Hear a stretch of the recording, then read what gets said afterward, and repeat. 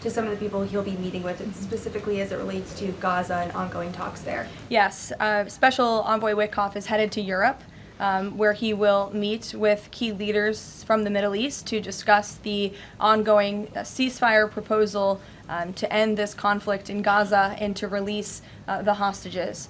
These are very sensitive negotiations that are currently taking place. I spoke to Special Envoy Witkoff last night about them. I will let him speak further on the matter, but the President and Special Envoy Witkoff has made the administration's goals clear. We want this ceasefire to happen as soon as possible, and we want these hostages to be released. Go ahead. Karoline, a Florida federal judge has refused to allow the Epstein grand jury materials to be released. Does the President want the administration or Department of Justice to appeal that ruling? That was just breaking as the director and I were coming out here, so I haven't had a chance to talk to the President about it. I understand there are 2 other requests from the Department of Justice that are ongoing, but I'll let this President speak to whether he wants to see an appeal, and the Department of Justice, I'm sure, can give you a statement on that as well. And is he supportive of the effort to talk to Ghislaine Maxwell? I know that Todd Blanchard mentioned that earlier this week. The President spoke to this yesterday, and he said he thinks it's an appropriate idea. Kelly. What is the accountability that you would like to see if this current president is the one who brought the case to the Supreme Court and Chief Justice Roberts made clear in his opinion that a sitting president's responsibilities in office cannot lead to prosecution, immunity? So what is it the President Trump wants regarding President Obama, given that fact? And the special counsel at the time, Durham, when that Supreme Court matter was not in effect, could have charged anyone and did not. So on those 2 points, how do you respond? Look, the President has made it clear that he wanted these documents to be declassified. He wanted the American people to see the truth, and now he wants those who perpetuated these lies and this scandal to be held accountable. As for what accountability looks like, as the director said, it's in the Department of Justice's hands, and we trust them to move this ball forward. Well, you would agree Stephanie. President Obama cannot be charged based on that immunity. Again, I'll leave that to the Department of Justice. Stephanie. In light of the Japan deal, are sectoral tariffs now up for negotiation with trading partners? And in a similar note, are these negotiators asking for investment funds, sort of like what Japan had agreed to? As for sectoral tariffs, I understand that the President continues to be in talks with our Secretary of Commerce. We have made commitments on various sectoral tariffs, as you know. The Department of Commerce has initiated studies to then move forward with implementing those sectoral tariffs. So I would defer you to them for further comment. Pushing tariffs? Meredith. I wanted to ask if the White House has any update on the Commerce Department employee who's been detained or banned from exiting China, and if there are any efforts to get him out. I can assure you and the American people that the administration is actively monitoring the situation and engaged, but typically we don't comment on individual cases like this as we are sorting them out. Sure. Yes. Behind you, Dr. Harper. Sorry. Go ahead to the lady sitting down in the blue. Hi. Yes. Okay. Thanks, What's your Caroline. name? What's your name? My name is Caroline also. Caroline Boda with the Center. Hello. Good afternoon, everybody. We have a special guest with us today who will speak momentarily. But first, I would like to begin with a message from the White House to the families of the victims in the brutal murder case in Idaho, who were sharing their heart-wrenching stories about their loved ones before the court today and addressing the evil killer who took 4 precious souls. We are so sorry for the grief and the pain you have experienced at the hands of such a vicious and evil killer. Our nation grieves with you, and we will never forget the precious souls who were lost in this horrific act of evil. If it were up to the President, he would have forced this monster to publicly explain why he chose to steal these innocent souls. May God bless and watch over everyone affected by this unimaginable tragedy, especially the parents who lost their children. Let me begin with a few scheduling items off the top. Later this afternoon, President Trump will deliver the keynote address at the Winning the AI Race Summit here in Washington, D.C. President Trump believes it is non-negotiable that the United States wins the AI race, which is why today, President Trump will announce a bold and comprehensive AI action plan to sustain and enhance America's global AI dominance. Under President Trump's leadership, our country will lead the world in AI to secure a brighter future for all Americans, massively grow our economy, and protect our national security. The President will also sign 3 executive orders at the event this afternoon. On Friday morning, President Trump will travel to Scotland for a working visit that will include a bilateral meeting with Prime Minister Starmer to refine the historic U.S.-UK trade deal. On the topic of trade, yesterday, President Trump accomplished something no other president has ever achieved. The president secured and announced 3 major trade deals with the Philippines, Indonesia, and Japan, all in one day. President Trump is finally putting a stop to our country getting ripped off. As a result of the president's successful negotiating tactics, many foreign markets are now being opened to American industries for the very first time, and harmful trade barriers are being broken down. Thanks to President Trump, these countries around the world are agreeing to open their markets to American-made products and goods for the first time, which will lead to a boom in sales and profits for American businesses right here at home. As President Trump said, he will only lower tariff rates if a country agrees to open their market to American-made products. If not, they will continue to face tariffs and pay a steep price to do business in the United States of America, which remains the best market on the face of the planet. Also this week, the president officially marked 6 months here at the White House. He made big promises to the American people on the campaign trail last year, and he has unquestionably delivered on those promises in record time. The president has defeated the Biden inflation crisis to make America affordable again. Core inflation is currently at its lowest level in 4 years, and prices for everyday goods are falling. The president's pro-growth policies have fueled massive job growth across our country. Since the president has taken office, our economy has added nearly 700,000 new jobs, with native-born American workers accounting for all job gains. The president has put the economic needs of families and of workers first. He signed the largest tax cuts for the middle class in American history, including no tax on tips, overtime, and Social Security. We have also seen the president unquestionably deliver on his promise to secure our southern border. He has ended Biden's illegal alien invasion, and for 2 months in a row, 0 illegal aliens were released into our country. The president has also, as you all know, initiated the largest mass deportation campaign in American history. The president has also restored law and order to make America safe again, another campaign promise he vowed to the American public. The United States of America is currently on track for its lowest murder rate on record, following this shift from the last administration to the Trump administration. The president has also ended Joe Biden's reckless war on American energy. U.S. oil and natural gas production are now surging, and summer gas prices reached their lowest level since 2021. The president has also rebuilt our military, another campaign promise. He just signed the largest military investment in decades to modernize our armed forces with cutting-edge technology to replenish our stockpiles and provide American troops with the best equipment in the world. The U.S. Army, Navy, Air Force, and Space Force have all reached their recruitment goals months in advance. The president has restored America's standing on the world stage, brought back peace through strength, and brokered numerous peace agreements to end wars. Again, all of this in just 6 months. He obliterated Iran's nuclear program to end the war between Israel and Iran, got NATO members to raise their defense spending to 5% of GDP, and secured a ceasefire between India and Pakistan, as well as brokering a historic agreement between Rwanda and the Democratic Republic of the Congo. The president has already received 3 different Nobel Peace Prize nominations for his peacemaking efforts.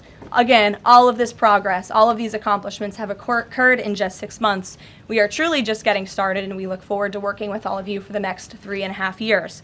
On another matter, over the past few days, Director of National Intelligence Tulsi Gabbard has unveiled shocking new evidence that former President Barack Obama and top aides in the Obama administration conspired to subvert President Trump's 2016 election victory and undermine the democratic will of the American people.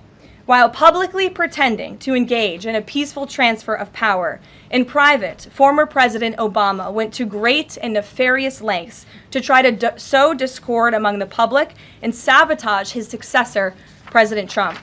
The new evidence released by the Director of National Intelligence, who is here with me today, confirms that the Obama administration manufactured politicized intelligence, which was later used as the justification for baseless smears against President Trump in an effort to try to delegitimize his victory before he even took the oath of office.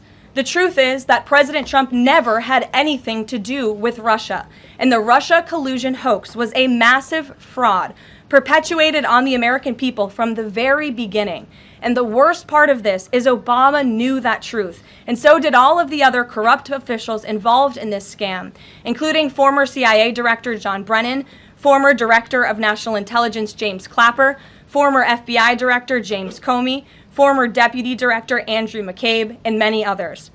Director of National Intelligence Gabbard's report further confirms what we already knew. There was no collusion, no corruption, except on the part of Barack Obama and the weaponized intelligence agencies at the time. The Russia hoax was a blatant lie, all ginned up by Democrat political operatives that were signed off on by then President Obama and leaked to the news media to launch a years-long witch hunt against President Trump and his first administration.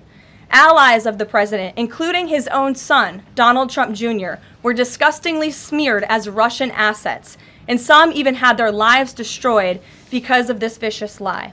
The president's first 2 years in office had this fake distraction hanging over it, and endless resources, time, and political capital were spent having to debunk these lies from the highest levels of our government. Now, nearly 10 years later, thanks to the declassification of documents by Director Gabbard, the truth has finally come to light. And this truth vindicates President Trump, his family, and his many allies and associates who were smeared with defamatory lies. President Trump was right from the beginning about all of this, and we are grateful that justice can be served. Now, we have even more damning evidence implicating those who tried to sabotage a duly elected president and did grave material harm to our republic. Thanks to additional important work done by CIA Director Ratcliffe, Committee Chairman Rick Crawford over the past few months, a newly declassified 2020 report prepared by the House Permanent Select Committee on Intelligence, which DNI Director Gabbard has declassified, found that the intel community did not have any direct information that Russian President Vladimir Putin wanted to help elect President Trump in 2016, and in fact, Russia was actively preparing for a Hillary Clinton victory. But at the unusual direction of Barack Obama at the time, the intel community published implausible intelligence suggesting otherwise. Why? To sabotage the incoming president. This is truly one of the greatest political scandals in American history. And reporters at legacy outlets, some of which are sitting in this room today, like the New York Times and the Washington Post, were ridiculously awarded Pulitzer Prizes for their perpetuation of this hoax. It's well past time for those awards to be stripped from the journalists who receive them. It is not journalism to propagate political disinformation in service of the Democrat Party and those in the intelligence community who hand over out of context and fake intelligence to push a false political narrative. I will now pass it over to the Director of National Intelligence, Tulsi Gabbard, to speak more about all of this, and then we will open it up for questions afterwards. Tulsi, thank you for being here.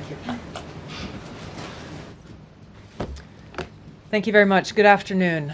At President Trump's direction and with the support and coordination with the House Intelligence Committee Chairman Rick Crawford, today we've released a declassified Oversight Majority Staff report that was produced in September of 2020. The stunning revelations that we are releasing today should be of concern to every American. This is not about Democrats or Republicans. This has to do with the integrity of our democratic republic and American voters having faith that the votes cast will count. There is irrefutable evidence that detail how President Obama and his national security team directed the creation of an intelligence community assessment that they knew was false.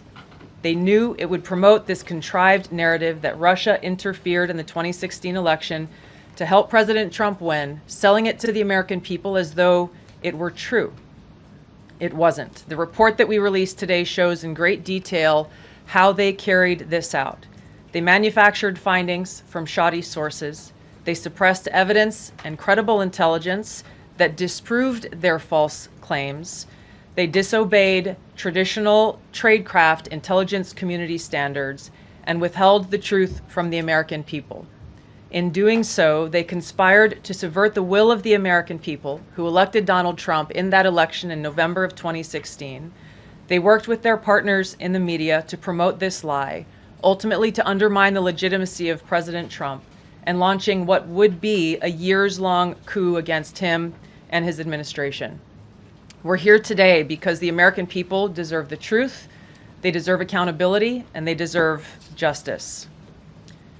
The records that we released on Friday that were ODNI records, Senator Chuck Grassley's release on Monday of what is known as the Clinton Annex, which was an appendix to the Department of Justice Office of Inspector General's 2018 report, as well as the House Intelligence Committee's majority oversight report that we're releasing today, all come back to and confirm the same report. There was a gross politicization and manipulation of intelligence by the Obama administration intended to delegitimize President Trump even before he was inaugurated, ultimately usurping the will of the American people. I'm going to go over the key findings from the House Intelligence Report, which investigated the claims that were made by an intelligence community assessment ordered by President Obama and published in January of 2017. First, Putin's principal interests relating to the 2016 election were to undermine faith in the U.S. democratic process, not show any preference of a certain candidate. In fact, this report shows Putin held back from leaking compromising material on Hillary Clinton prior to the election, instead planning to release it after the election to weaken what Moscow viewed as an inevitable Clinton presidency. In the January 2017 intelligence community assessment that President Obama ordered, John Brennan, who was CIA director at the time, and the intelligence community intentionally suppressed intelligence that showed Putin was saving the most damaging material that he had in his possession about Hillary Clinton until after her potential and likely victory.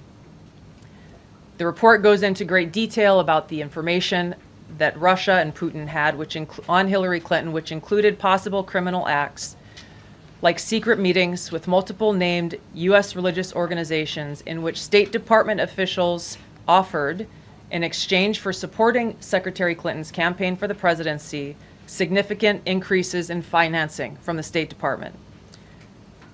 They also had documents that showed the patronage of the State Department to State Department employees who would go and support Hillary Clinton's presidential campaign.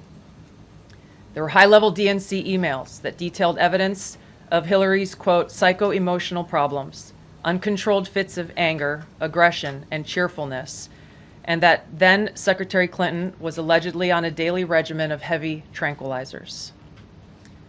Then CIA Director Brennan and the intelligence community mischaracterized intelligence and relied on dubious substandard sources to create a contrived false narrative that Putin developed a quote-unquote clear preference for Trump.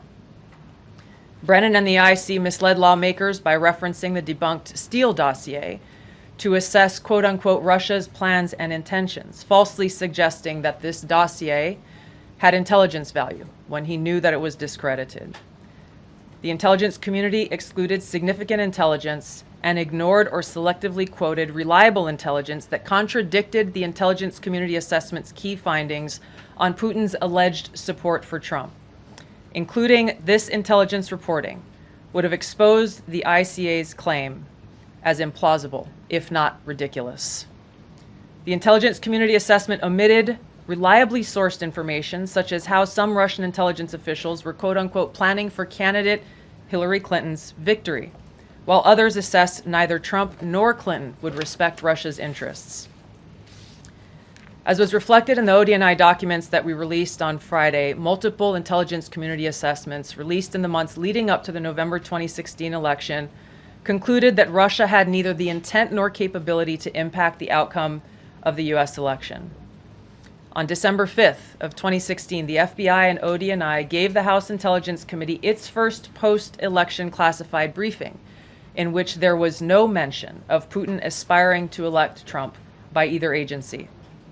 The Presidential Daily Brief, drafted on December 8th of 2016, stated that no Russian or criminal actors impacted vote counts. This document was pulled just hours before it was to be published due to quote-unquote new guidance. If it had been published, it would have been briefed to both President Obama and President-elect Donald Trump. On December 9th, 2016, a National Security Council meeting was called to gather President Obama's senior national security officials, which included CIA Director Brennan, then Obama DNI James Clapper, Susan Rice, and others. Following that secret meeting, DNI Clapper's assistant sent an email to the intelligence community with the subject line, POTUS tasking on Russia election meddling, tasking ODNI leaders to create a new assessment per the president's request. The House Intelligence Committee oversight report that we released today reveals that, quote, unlike routine intelligence community analysis, the intelligence community assessment was a high-profile product ordered by the president, President Obama. It directed senior intelligence community agency heads and created an intelligence community assessment limited to just 5 analysts using one principal drafter. This is not something that occurs in the normal path of producing an intelligence community assessment that reflects the views across the intelligence community.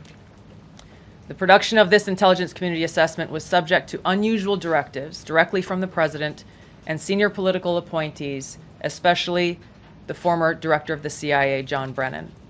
The House Intelligence Committee oversight report also shows how later that same day, on December 9th, Brennan ordered the publication of quote-unquote substandard reporting on Russian activities, which had previously been withheld from publication of prior assessments because the information was judged, quote, to have not met long-standing publication standards.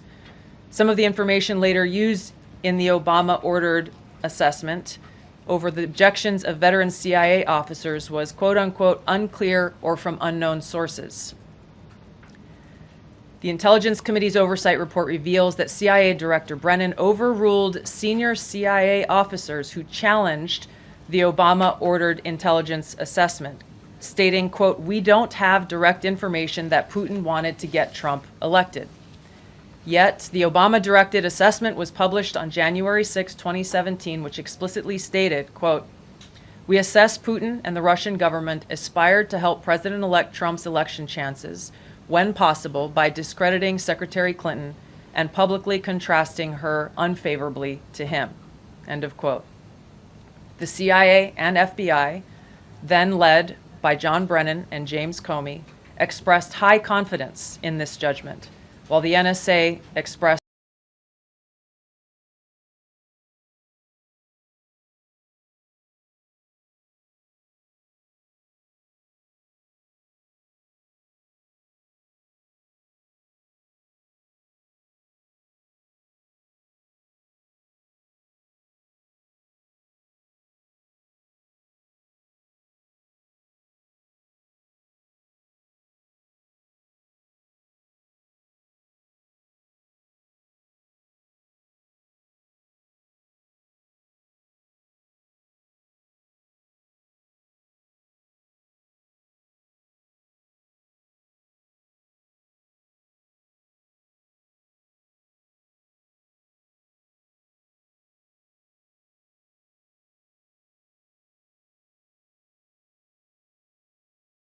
they repeated the contrived narrative that was created in this January 2017 intelligence community assessment with high confidence as though it were fact. John Brennan, as CIA director, stated in a memo to his agency staff in December of 2016, saying, quote, there is strong consensus among us on the scope, nature, and intent of Russian interference in our presidential election. This was reported by NBC News, confirming that Brennan, along with James Clapper and James Comey, agreed with the CIA's assessment that Russia intervened to help Trump win the presidency. As Obama's Director of National Intelligence, James Clapper was tasked with overseeing the creation of this assessment in January of 2017 by President Obama, and he expressed confidence in its findings. In a 2018 interview with the Harvard Gazette, he talked about how he provided Trump with the same classified assessment that President Obama received, which included the high confidence judgment that Putin directly ordered the hacking and election interference. Clapper then went on to add, I think they, the Russians, actually influenced the outcome. This is a brief summary of the details that you'll find within the House Majority Staff's report in their investigation into the Obama-directed January 2017 Intelligence Community Assessment that leads us to the very same conclusion that we announced in the release of our documents on Friday. The implications of this are far-reaching and have to do with the integrity of our democratic republic. It has to do with an outgoing president taking action to manufacture intelligence to undermine and usurp the will of the American people in that election and launch what would be a years-long coup against the incoming President of the United States, Donald Trump. Thank you. Well, thank you, Tulsi. And we do want to take questions on this topic while the director has time for this topic. She will leave. I'm happy to take questions on other matters after that. But if anyone has questions for Director Gabbard, you're welcome to ask them. We'll start with our new media seat as always. Emily, go ahead. Thank you. And Director Gabbard, this one is for you. Do you believe that any of this new information implicates former President Obama in criminal behavior? We have referred and will continue to refer all of these documents to the Department of Justice and the FBI to investigate the criminal implications of this. For even former President Obama? Correct. The evidence that we have found and that we have released directly point to President Obama leading the manufacturing of this intelligence assessment. There are multiple pieces of evidence and intelligence that confirm that fact. Ed, go ahead. Director Gabbard, thank you. So just to, two questions, but to begin on that. The President yesterday, you've inferred that the former President helped lead a coup. Based on what you now see, do you believe President Obama is guilty of treason?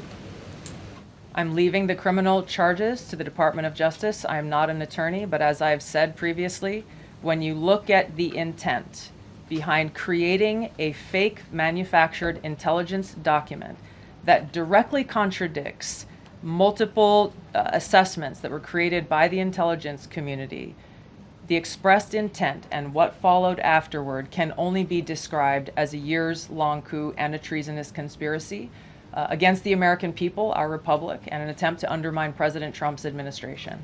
The Senate Intelligence Committee spent several years looking into this and unanimously agreed in a bipartisan fashion, Secretary of State Rubio was a member of that committee, that there was no political interference. There was a years-long Justice Department investigation into this as well that also concluded no political interference. So help us, from a 50,000-foot level, explain, what do you now have that refutes those two conclusions? Sure. I will encourage you, in my role as the Director of National Intelligence, my job, again, as I said when I came into this role, was to make sure that we are telling the truth to the American people and that we are ensuring that the intelligence community is not being politicized. So I'm not asking you to take my word for it. I'm asking you in the media to conduct honest journalism and the American people to see for yourself in the documents that we've released now, close to 200 pages, that point in multiple references, multiple examples, to include comments that have been made by senior intelligence professionals who are some still working within these agencies today that confirm the conclusions that we have drawn, that President Obama directed an intelligence community assessment to be created to further this contrived false narrative that ultimately led to a years-long coup to try to undermine President Trump's presidency. And it's your belief John, that those go two ahead. previous investigations missed that or covered it up? I'm telling you to look at the evidence. Look at the evidence and you will know the truth. John. Thanks, Caroline. Thanks, Director Gabbard. You declassified these documents, if I'm not mistaken, Friday of last week, correct? We released them on Friday of last week, the first tranche, yes. This isn't the first time that President Trump has been president of the United States. He was president from 2017 to 2021. Couldn't the prior DNI under President Trump have declassified these documents? And why didn't that DNI do that at that time? I can't speak to what happened there. There were several DNIs under the first Trump administration. President Trump faced many challenges from those who were working in the government who sought to undermine his presidency. That's been clearly detailed. What I can speak to is the fact that this was one of the first things that we started to investigate here within this Trump administration and have released the results upon the conclusion of our investigation. And then my My second question has to do with what intelligence agencies around the world have said about Russia, that they have tried to influence elections in the United States, in France, in Germany, in the UK.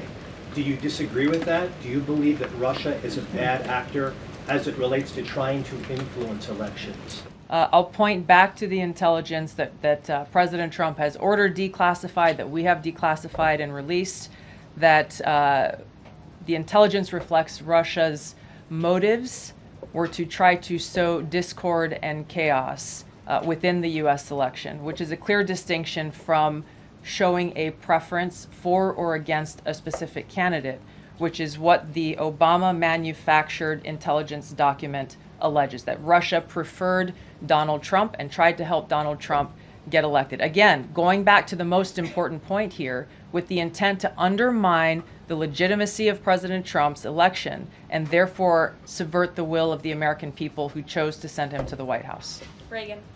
Thanks, Caroline. Director Gabbard, Reagan Reese with the Daily Caller. You laid out that the documents revealed that the Obama administration did not publish a December 2016 presidential daily briefing that demonstrated that Russia did not steal the election. Trump was receiving these briefings at the time because he was president-elect. Are you of the view that that information was kept out of the briefing because then President-elect Donald Trump would have seen it? I don't have any documents that speak to exactly what the new guidance was that was given as the reason for pulling that document, which, by the way, still has never been published until we released it last week, Friday. One could assume that they didn't want President Trump to see a document that came from the intelligence community that would contradict the Russia hoax narrative that began through the Hillary Clinton campaign with the Steele dossier. One more. Maybe either for you or Caroline. The president said yesterday that Obama committed treason.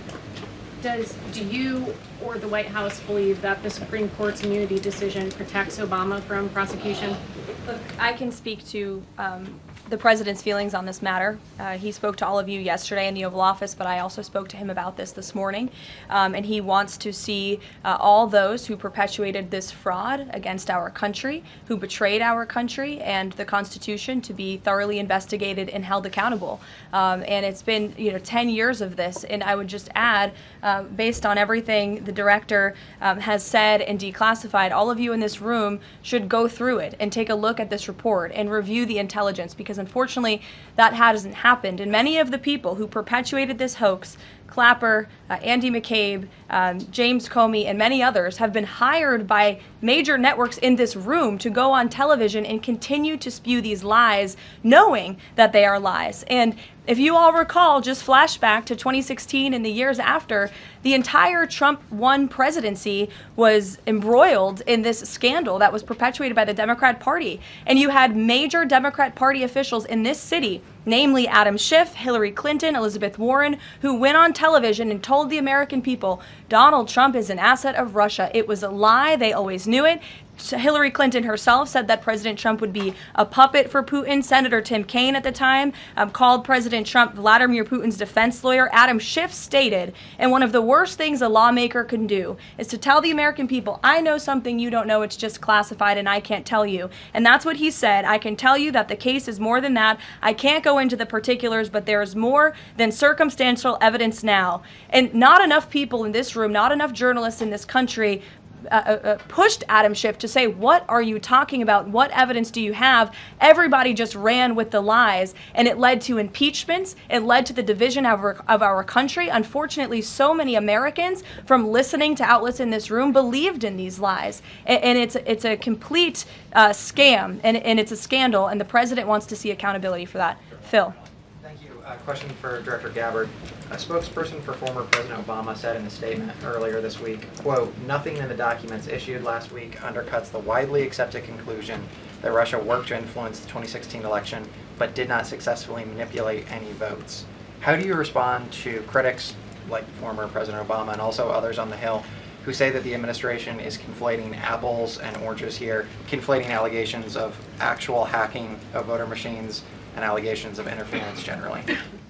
I think it's a disservice to the American people that former President Obama's office and others who are criticizing the transparency that is being delivered by releasing these documents. They are doing a disservice to the American people and trying to deflect away from their culpability in what is a historic scandal and negative action towards the American people and our democratic republic. The answer to that statement can very clearly be found throughout all of the documents that we have released. Again, showing that Russia has took action to try to sow discord in the election, but showed no preference for or against any singular candidate. You've long been an opponent of weaponization in government. How do you respond to criticism that referring Obama administration officials and even potentially the former president is just more weaponization and this is a potential race to the bottom? I think that's a very disrespectful attack on the American people who deserve the truth.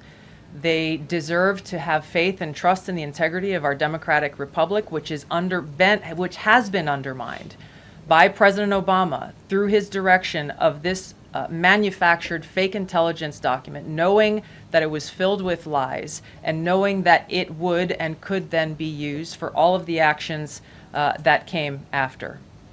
Karoline, and I would just add, there needs to be accountability for that weaponization, Phil, that we've seen. And no one has been a victim of the weaponized government more than President Trump, not just because of this political scandal. You all recall his house was raided.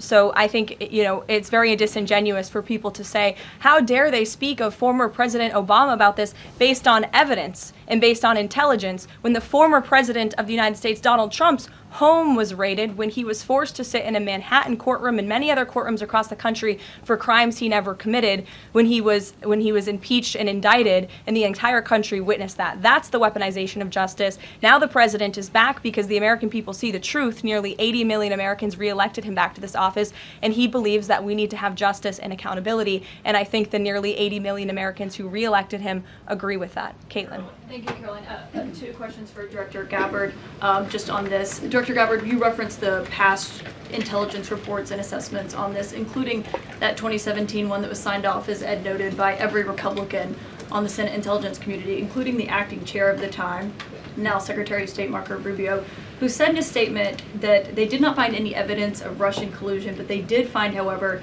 is very troubling, and they found irrefutable evidence of Russian meddling. One, are you saying that he's wrong in that statement that he made then?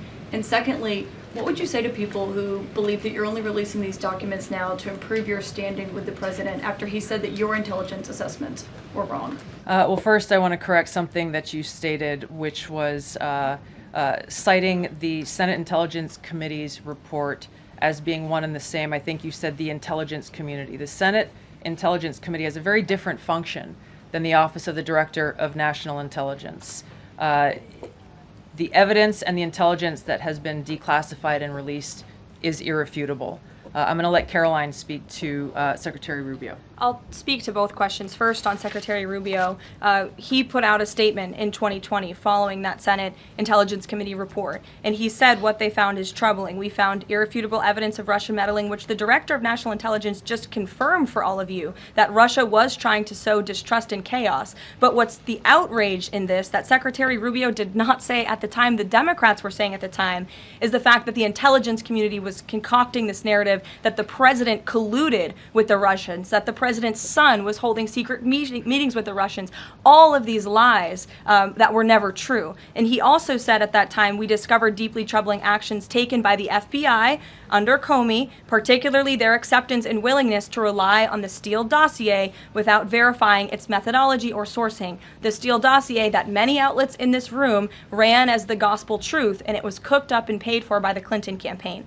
As for your second question, Caitlin, I think, who is saying that she would release this to try to boost her standing with the president? Who has said that? Well, the president has publicly undermined her when it came to Iran. He said she was wrong. He told me that she didn't know what she was talking about. That was on Air Force One on camera. The only people who are suggesting that the Director of National Intelligence would release evidence to try to boost her standing with the president are the people in this room who constantly try to sow distrust and chaos amongst the president's cabinet, and it is not working. I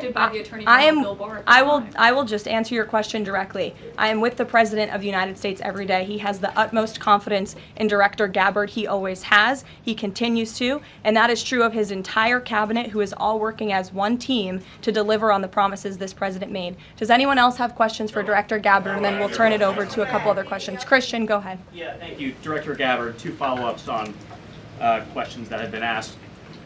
You mentioned the previous DNIs during the president's first term. One of them reports to you right now, if I'm not mistaken, John Ratcliffe. So have you not spoken to him about why this information was not declassified during the first term? He was in that position for a very short period of time. The work that began back then, we have picked up and absolutely completed. We are continuing to investigate this. Additional whistleblowers are now coming forward because they see an opportunity for the truth to come to light. And as Karoline said, for real accountability to be brought forward. The accountability is the essential part of this. We can show the truth, reveal the truth. The accountability needs to occur to be able to start to restore that trust in the integrity of our democracy. And then just quickly, I know you said you would leave the charging to DOJ, but the statute of limitations on conspiracy is 5 years. So what else could they possibly pursue besides treason? I think that's a great question for Attorney General Pam Bondi. We're providing all of the evidence, all of the intelligence that we have, both redacted and unredacted versions, referring it to the Department of Justice and the FBI. We'll take one more. Charlie, go ahead. How credible was the information about Hillary Clinton's policy? The report said that it was from sourced from the DNC. Have you seen that information? Or do you think that maybe Russia was overemphasizing what they had? All I have seen is what the Intelligence Committee have reported through their investigation. I think the underlying point there is that we understand from intelligence what Russia said that they had. And the important point here is that if they were trying to influence the election, as President Obama and James Clapper and John Brennan, everybody said they were doing in order to support Donald Trump's election, they would have released the most damning of that information, some of which I detailed here. You'll find the rest in the report, prior to the election to help Donald Trump win. They specifically withheld what they had on her, the most damning information, because they thought that she would win the election. They had plans to release it just prior to her inauguration to, again, sow discord and chaos in America. And if I may, on Jeffrey Epstein, can you rule out that he was connected in some way to any kind of intelligence, either foreign or domestic? I haven't seen any evidence or information that reflects that. If anything comes before me that changes that in any way, support the president's statement loud and clear. If any credible evidence comes forward, he wants the American people to see it. Great. Director Gabbard, we thank you for Thank your you. time today. I know you're a busy woman, Thank so you. we'll let you get out of here, but thank you so much. Okay.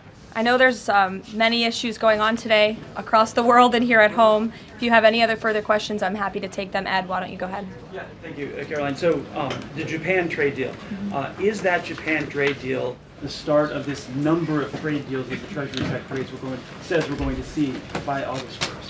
I think it is. I mean, as you said, we had Japan yesterday. We also had Indonesia, and we had the Philippines as well. The president announcing all three. He came in as the closer in all three of those. I've said many times from this podium that the president's trade team has been in active talks and discussions with many countries around the world, and you've all been anxiously awaiting what those countries were. Now you know 3 of them, and there's many, many more to go. We have now sent 25 letters to countries around the world. But just to reiterate this Japan deal, for those at home who may have missed it, Japan will now pay a 15% tariff versus the reciprocal rate of 24% that they initially had. Auto and auto parts tariffs have been reduced to 15%, but the centerpiece of this deal now is the president got Japan to commit to $550 billion in investments to revitalize American industries. And these funds will be spent at President Trump's discretion and direction into key industries such as energy, semiconductors, critical minerals, pharmaceuticals, and shipbuilding.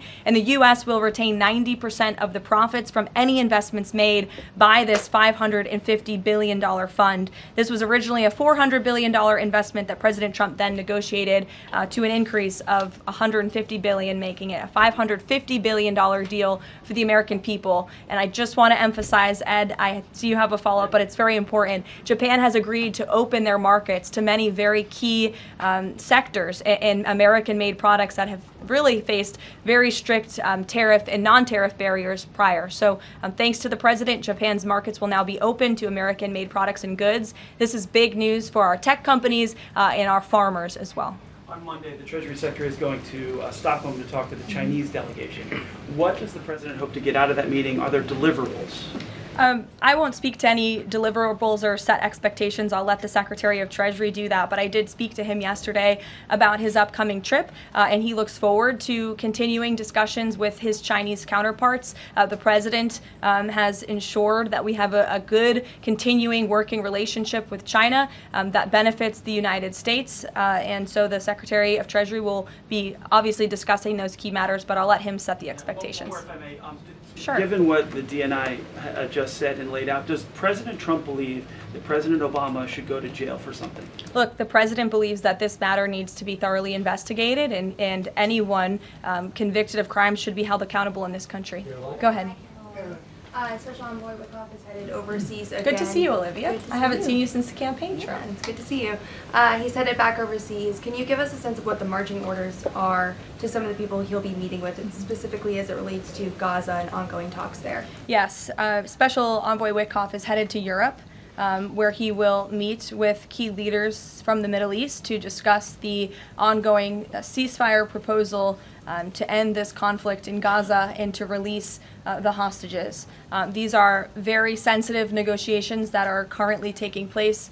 I spoke to Special Envoy Wickoff last night about them. I will let him speak further on the matter, but the President and Special Envoy Wickoff has made the administration's goals clear.